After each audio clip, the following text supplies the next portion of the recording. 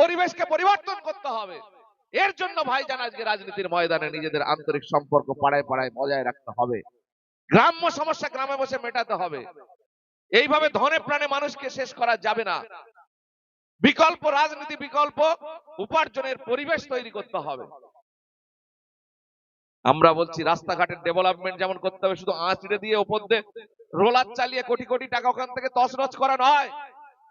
দেখবেন শুধু ডেভেলপ হচ্ছে, পুরনো রাস্তা আঁচড়ে তার উপর দিয়ে পিচ দিয়ে রোলার করে দিয়ে টাকা আত্মসাৎ হয়ে যাচ্ছে।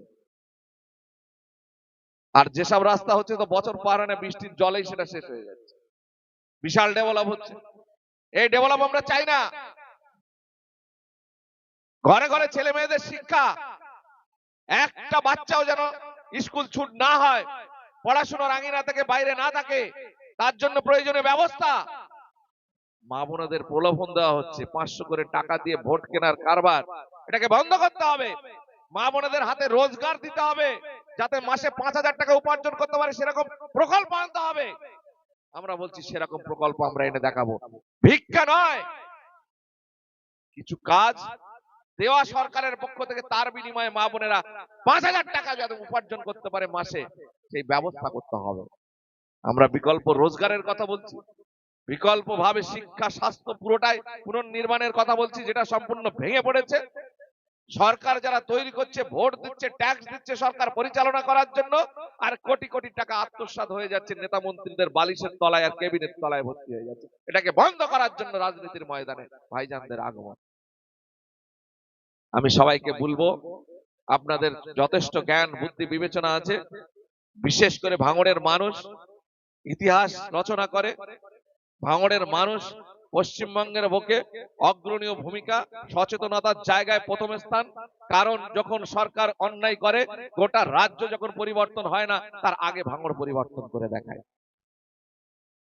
সেই জায়গায় দাঁড়িয়ে আমরা যারা রাজনীতি করছি, আপনাদের বিশ্লেষণ করতে হবে যে আমরা সঠিক করছি না বেঠিক করছে। আমাদের দলের নেতা, আমাদের দলের চেয়ারম্যান, আপনাদের সবার ভালোবাসার মানুষ, সে ভুল করছে না ঠিক করছে, প্রয়োজনে আপনারাও সাজেশন দিতে পারেন। ভাঙড়ের এমন কোন গ্রাম নেই যেখানে আমাদের ছোট ভাইজানের ফোন নাম্বার নেই। আপনারা বলতে পারেন, সরাসরি বলতে পারেন, কোনো অসুবিধা নেই।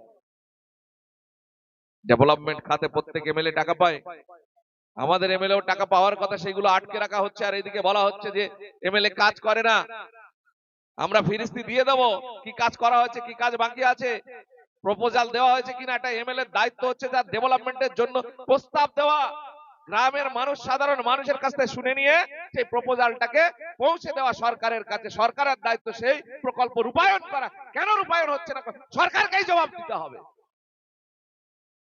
ভুল বোঝানো, মানুষকে খালি ভুল বোঝানো। সরকারের টাকার থলিটা কার কাছে আছে? মুখ্যমন্ত্রী নিজে তো অর্থ দপ্তর নিয়ে বসে আছে। ভাইজান তো গেছিল নবান্নে অবস্থান করার জন্য, যে আমার যা প্রকল্প আটকে আছে আপনি না ছাড়লে আমি এখানে বসে ধর্ণা দেব। কিছু প্রকল্প ছেড়ে দিয়েছিল। ভুল বুঝবেন না, ভুল পথে পা দেবেন না। রাজনীতির জগতে এরকম ব্যক্তিত্ব বিরল।